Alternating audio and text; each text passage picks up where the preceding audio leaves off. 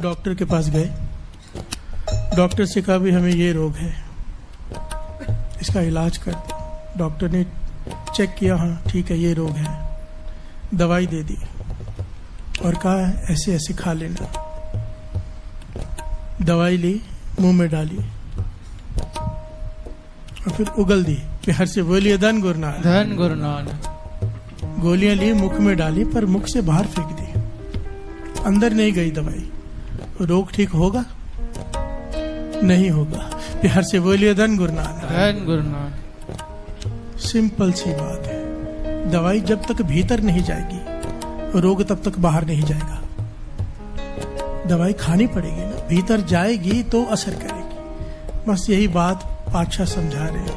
गुरु अर्जन देव जी महाराज कहते हैं तेरे सारे रोग ठीक हो सकते हैं, वो भी ऐसा नहीं कि 1 साल बाद 6 महीने बाद, अभी के अभी। पर अगर तू ये कर ले, सर्वन कीजिए, क्या कर ले? श्रवणी सुनिए, रसना गाइए, हृदय त्याइए सोई,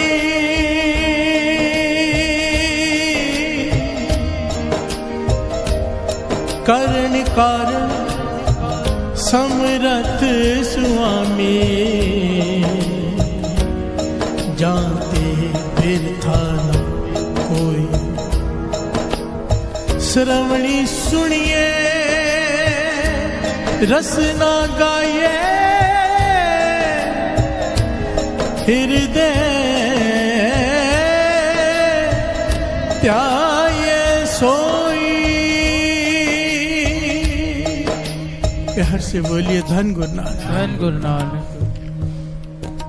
जब तक दवाई मुख में रख के बाहर निकाल दिए रोग नहीं जाएगा, जब तक दवाई भीतर नहीं जाएगी रोग बाहर नहीं जाएंगे। पातशाह यही बात समझा रही है। सर्वणी सुनिए, रसना गाइए। अगर रसना जब गा रही है, ये बात मैंने नोट की है, पिछले 2 साल से बार बार आ रही है। गुरु साहब जी हमें समझाना चाहते हैं इस पॉइंट को, बार बार ध्यान देने की जरूरत है, यही कमी है बस। रसना गाइए, श्रवणी सुनिए। जब तेरी रसना गाए, तेरे कान सुने।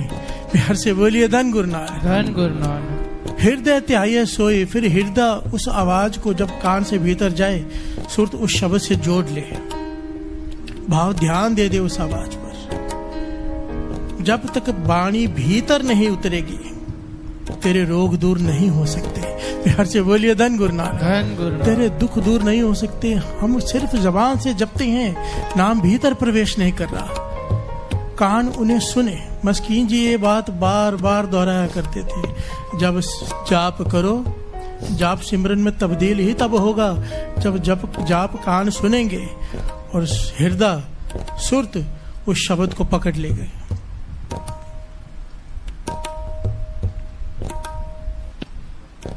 कान सुने तब चमत्कार होगा।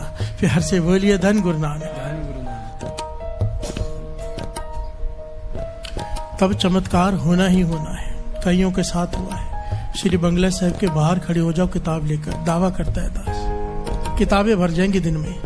हर आदमी के साथ चमत्कार हुआ है वहां पर। प्यार से बोलिए धन गुरु नानक। जिसे डिठे सब दुख जाए। ये अभ्यास करना ही पड़ेगा, इसके बिना छुटकारा नहीं होगा। हम गा रहे हैं, गाविए, सुनिए, मन रखिए। भाव, भाव किसे कहते हैं? श्रद्धा किसे कहते हैं? ध्यान को शब्द से जोड़ देना। शब्द सुरत के मेल को ही भाव कहते हैं। प्यार से बोलिए धन गुरु नानक, क्योंकि इसके बाद ही भाव का पड़ाव शुरू होता है। भाव आएगा ही तब। प्यार से बोलिए धन गुरु नानक, धन गुरु नानक। कितनी बार ये बात समझी है कि पास में कोई बैठा बात कर रहा हो, हम कहते हैं फिर से बोलना, क्या बोला, जबकि पास में ही बैठा था। कान में आवाज जा रही है पर ध्यान कहीं और है हमारा। जब तक ध्यान उस आवाज में नहीं जाता, तब तक एक आम बात समझ में नहीं आती हमें। तो ये ज्ञान कैसे समझ में आएगा? प्यार से बोलिए धन गुरु नानक। ये तो ब्रह्म ज्ञान है। ध्यान एकाग्रचित करना पड़ेगा। प्यार से बोलिए धन गुरु नानक। श्रवणी सुनिए, रसना गाइए, हृदय त्याये सोई। ये हम सबके लिए, मुझे भी करना है, आपको भी करना है। हम सबको करना है। आइए 2 मिनट सुरत एकाग्र करके इसे ध्यान लगा के मन से शब्द को सुर से जोड़ने का प्रयत्न करें। सारे आंखें बंद कर लो, या तो दर्शन करो गुरु नानक पातशाह के श्री गुरु ग्रंथ साहिब जी के, या तो फिर आंखें बंद करके शब्द को सुर से जोड़ो। वाहे गुरु वाहे गुरु वाहे गुरु वाहे गुरु वाहे गुरु वाहे वाहे गुरु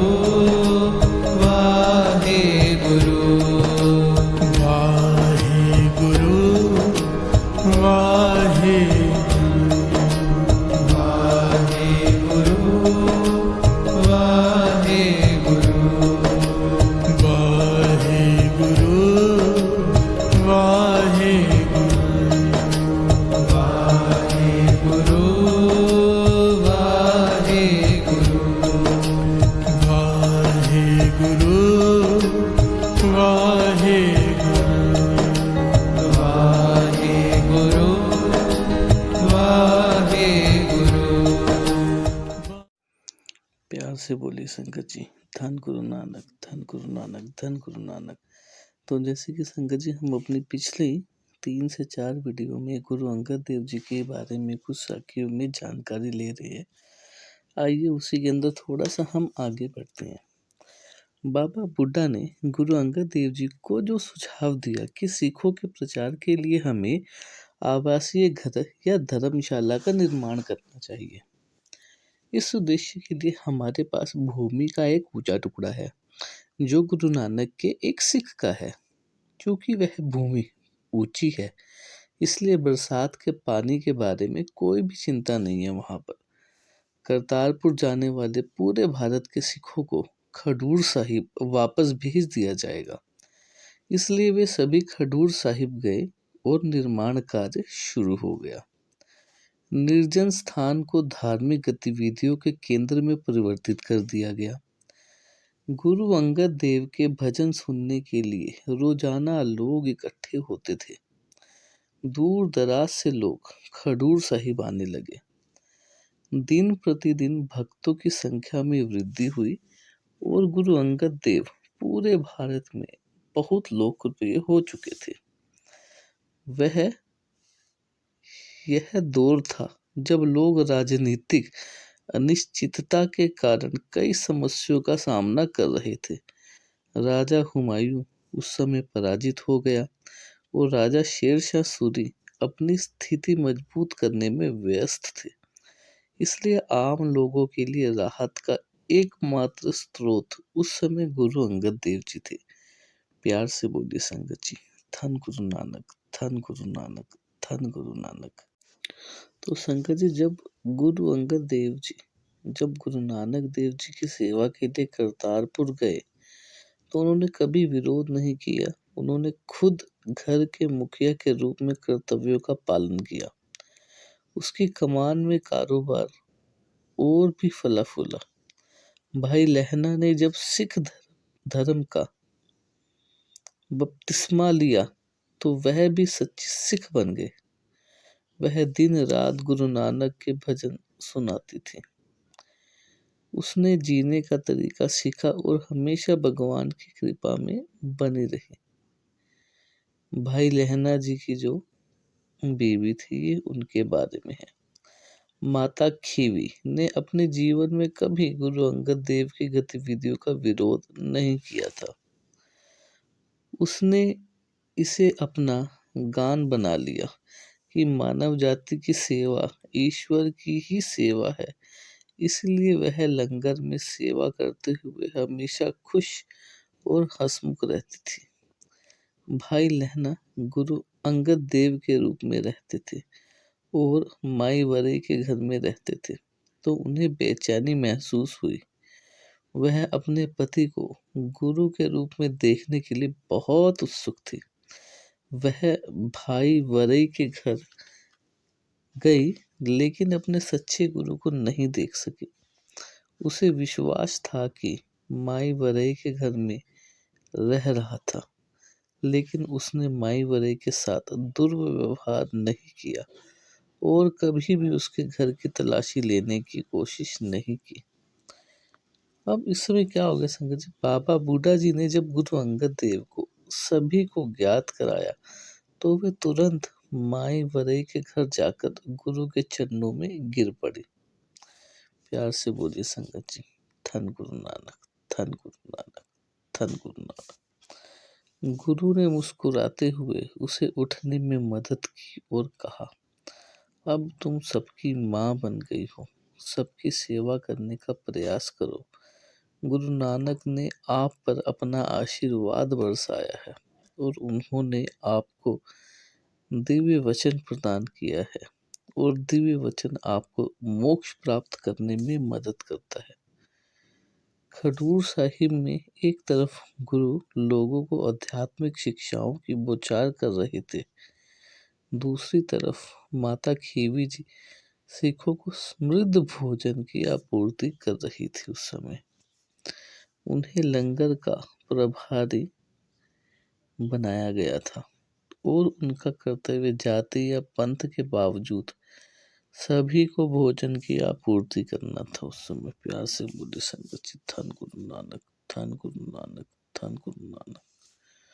माता खीवी सुबह जल्दी उठ जाती थी और धार्मिक अनुष्ठान करने के बाद वह रसोई में चली जाती थी। हालांकि खाना बनाने और परोसने के लिए अन्य सेवादार भी थे वहां पर, लेकिन माता खीवी ने खुद सब्जियां और अन्य व्यंजन तैयार किए। वह यह सुनिश्चित करने के लिए निगरानी रख रही थी कि सभी को उनकी आवश्यकताओं के अनुसार परोसा गया था। भाई बलवंत रबाबी लिखते हैं, घी में तैयार चावल सभी को परोसा गया। माताजी सभी के लिए ज्ञान का स्रोत थी। संगत जी, प्यार से बोलिए, धन गुरु नानक, धन गुरु नानक, धन गुरु नानक। हुमायूं ने गुरु नानक देव जी के बारे में सुना। लाहौर में हुमायूं को अपने दरबारियों से जानकारी मिली कि गुरु नानक ने इस दुनिया को जाने दिया था और उनके उत्तराधिकारी गुरु अंगद देव खडूर साहिब में रह रहे थे। हुमायूं ने गुरु से मिलने के लिए खडूर साहिब की ओर बढ़ने का फैसला किया। उस समय जब हाईमन्यू खडूर साहिब पहुंचे तो वह महान गुरु की भव्यता को देखकर आश्चर्यचकित रह गए। उस समय गुरु ने अपने दिव्य उपदेश दे रहे थे और उनके अनुयायी उन्हें बहुत ध्यान से सुन रहे थे। प्यार से बोलिएगा संगत जी, धन गुरु नानक, धन गुरु नानक, धन गुरु नानक। सम्राट ने दीवान हॉल में घुसने की कोशिश की तो सेवकों ने उसे रोक लिया। वह आहत महसूस कर रहा था और क्रोध में दीवान हॉल में जबरदस्ती प्रवेश किया और गुरु के सामने आकर खड़ा हो गया। गुरु के सामने झुकने के बजाय उन्होंने गुरु पर हमला करने के लिए अपनी तलवार की चोटी पर हाथ रखा और उसे बाहर निकाला। वह इतना क्रोधित था उस समय संगत जी कि वह गुरु का सिर काटना चाहता था। हुमायूं तब गुरु ने मुस्कुराते हुए कहा, उस समय जब आपका सामना शेरशाह सूरी से हुआ था तब आपका स्वर कहाँ था? तुमने इस तलवार को वहां अपने पपड़ी से बाहर निकालने की हिम्मत नहीं की। अगर आप इतने बहादुर हैं तो आपको इस तलवार से शेरशाह सूरी का सिर काट देना चाहिए था, ऐसा गुरु नानक देव जी ने कहा। फकीरों पर तलवार खींचना बहादुरी का काम नहीं है। आप एक कायर के रूप में युद्ध के मैदान में चले गए और अब हमें अपनी बहादुरी दिखा रहे हैं। इन शब्दों को सुनकर हुमायूं ने अपनी तलवार वापस कैबर्ड में रख दी। उस वक्त हुमायूं की विद्वान बहन भी उसके साथ थी।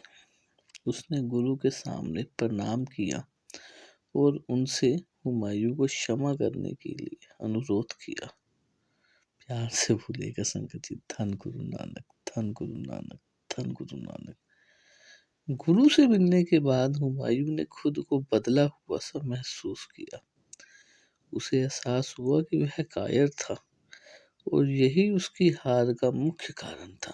वह समझता था कि केवल वही बहादुर थे जिन्होंने उनसे बड़े दुश्मन का सामना किया था। निहत्थे और हानि रहित फकीर को मारने के लिए तलवार खींचना बड़ी ही कायरतापूर्ण कृत्य था। प्यार से बोली संगत जी, धन गुरु नानक, धन गुरु नानक, धन गुरु नानक। संगत जी, यहाँ पर गुरु के धर्मनिष्ठ सिख भाई महाना लंगर में सेवा कर रहे थे। ये उसके बाद की बात है। भाई महाना जो थे वो लंगर की सेवा कर रहे थे। वे बहुत मेहनती व्यक्ति थे और हमेशा अपने कर्तव्य में तल्लीन रहते थे, लेकिन अपनी मेहनत के कारण वह अभिमानी हो गए और महसूस किया कि गुरु के दरबार में और कोई मेहनती सेवक नहीं था उस समय। यद्यपि वह अपना कर्तव्य अच्छी तरह से कर रहा था, लेकिन वह बहुत कठोर हो गया था और अन्य सिखों को गाली देने में उन्होंने कोई संकोच नहीं करा। महाना ने जब भूखे सिख उनसे भोजन मांगते तो उन्होंने शाप देते हुए कहा, मैं आपका सेवक नहीं हूँ और मैं केवल एक गुरु का सेवक हूँ।